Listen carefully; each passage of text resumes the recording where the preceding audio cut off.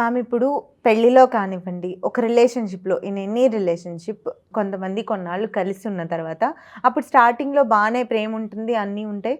కొంతమందికేమో కొన్నాళ్ళు గడిచిన తర్వాత ఇంకా పెరుగుతుంది. కొంతమందికేమో నువ్వు నాకు బోర్ కొట్టేసావు అని వదిలేస్తా ఉంటారు. అలాంటివి ఎలా తీసుకోవాలి? ఎలా చూడాలి అసలు?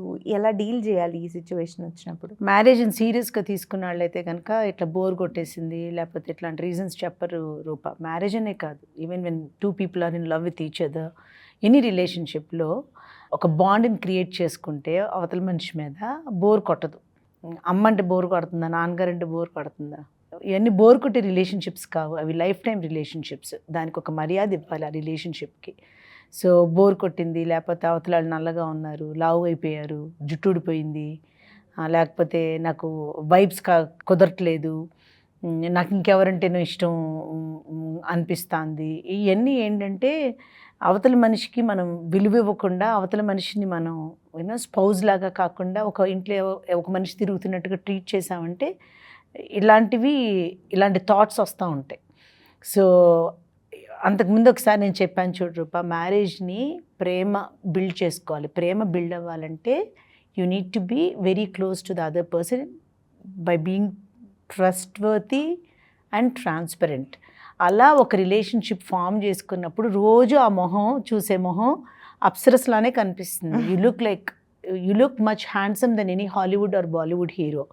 సో అది ప్రేమతో బిల్డ్ చేసుకుని చూసే విధానాన్ని బట్టి అది లుక్స్ కనిపిస్తాయి. కానీ ఈ బోర్ కొడతాలు ఇవన్నీ ఏంటంటే అవతల మనిషిని సీరియస్గా తీసుకున్నప్పుడు, ఒక బాండ్ క్రియేట్ అవ్వనప్పుడు అయ్యే ప్రాబ్లమ్స్ ఇవన్నీను.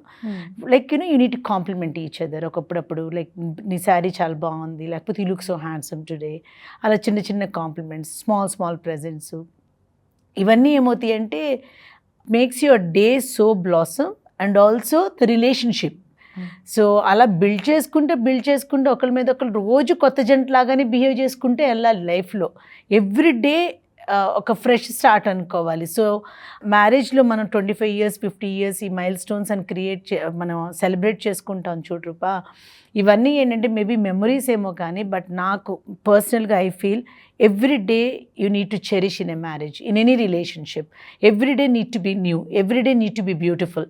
సో దాన్ని ఎంజాయ్ చేసుకుంటూ వెళ్తూ ఉంటే కనుక మధ్యలో ఇబ్బందులు వస్తాయి, రోజు వస్తాయి. అవి అట్లా క్రాస్ చేసుకుంటానే అవి ఉండవు కదా. అలా క్రాస్ చేసుకుంటానే ఒకరి కోసం ఒకళ్ళు అనుకున్నట్టు బాండ్ బిల్డ్ చేసుకుంటూ వెళ్తే ఇట్లా నువ్వు చెప్పిన ఆ మాటలు అవన్నీ కూడా రావు. అలా ఇప్పుడు now coming to your point, అలా బోర్ కొట్టేసింది, లేకపోతే అమ్మాయి మీద నాకు అట్రాక్షన్ లేదు, ఇవన్నీ ఏంటంటే రూపా మ్యారేజ్ నుంచి ఎస్కేప్ అవ్వటానికి చెప్పేవి రీజన్స్. రేపు ఇంకొక మనిషి వచ్చినప్పుడు ఆ మనిషి బోర్ కొట్టరని ఏంటి, ఆ మనిషి కూడా ఇంత ఫుల్ఫిల్లింగ్గా ఉంటారని గ్యారంటీ ఏంటి? సో మ్యారేజ్ నుంచి ఎస్కేప్ అవ్వటానికి చెప్పే మాటలు తప్పించి ఇవి these are not the real reasons to break a relationship. అదే ఆ పర్సన్ ముందు నుంచి ఇలాగే ఉన్నాడు అనుకోండి, అప్పుడు పట్టించుకునే పని ఉండదు. ఇతను పెద్ద ఇంట్రెస్ట్ చూపించలేదు నా మీద అని అనుకోవచ్చు.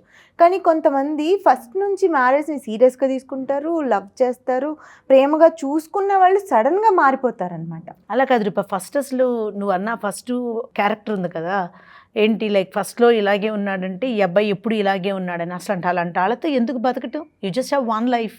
మరి నీకు మర్యాద ఇవ్వని రోజే you don't need that relationship. You don't have to sacrifice for something else. అక్కడ ఇద్దరికి మ్యూచువల్ రిలేషన్షిప్ ఉన్నప్పుడే నువ్వు సఫకేట్ అవ్వకుండా ఉన్నంత వరకే ఆ రిలేషన్షిప్లో ఉండాలి.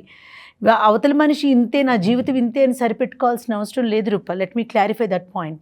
లేటర్ ఆన్ స్టేజెస్ అంటావా రూపా, మళ్ళీ అదే చెప్తున్నా, రిలేషన్షిప్ని బిల్డ్ చేసుకుంటా వస్తే ఆ సిచ్యువేషన్ రాదు.